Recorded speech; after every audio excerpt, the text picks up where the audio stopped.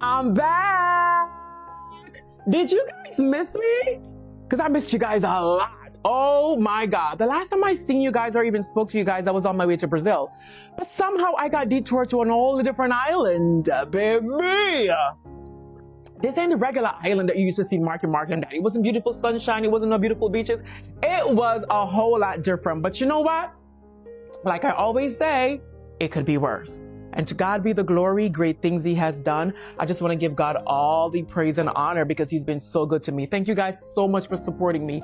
Thank you so much for the prayers. I felt every last one of them, especially in times when I needed it the most. I'm making this video just to tell you guys, thank you so much for holding me down. It feels good to be home. I've been back, but I took some days off just to kind of just, regroup and get my mind together and eat some good food and take care of my skin because it was just so much fake rumors and fake news going around that it was just crazy. But what I do want to say is thank you guys so much for holding Markie Markland down. It's kind of crazy that when you have a business, so much happens outside of your control that you become liable for.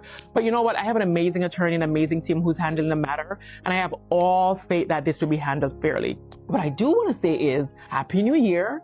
And my main focus is having an amazing and prosperous 2026 with you guys. Let's have an amazing year. Big up you and big up God. Markie's back.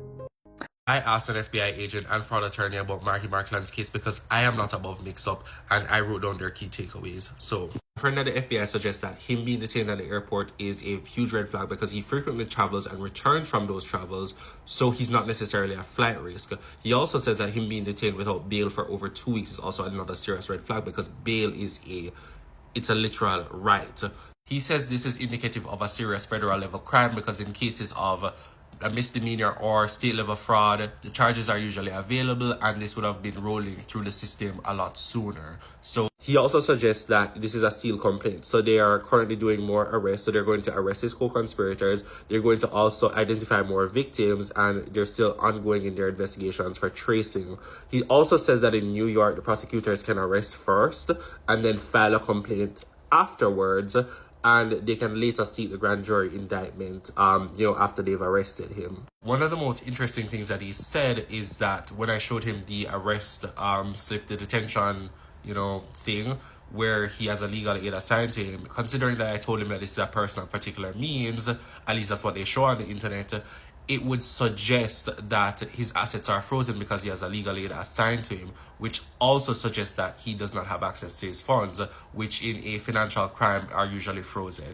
So he says that this also indicates that this is a financial crime. And he would be he said he would be 95% sure that this suggests that it's a financial crime. But this is all alleged. This is, just us speculating about people's business.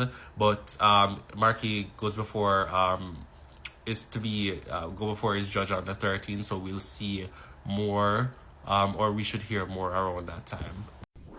I live a very fast life. The best part is I love the life that I live. Like, my life is like a movie. And I'm the star of the show, duh. But sometimes we have to slow down and invest in ourselves so that we can catch up to the next phase of our life. With that being said, I'm about to join the viral 75 hard challenge. I feel like I need this in my life to create some kind of discipline. I have to get it over with, and it's going to be done right in time for New Year. The first challenge is waking up between 6 a.m. to 7 a.m. Yeah, it's grind time. And they like, now she could bow with it. But you know what? They say early birds get the most worm. Next up is a consistent gym plan.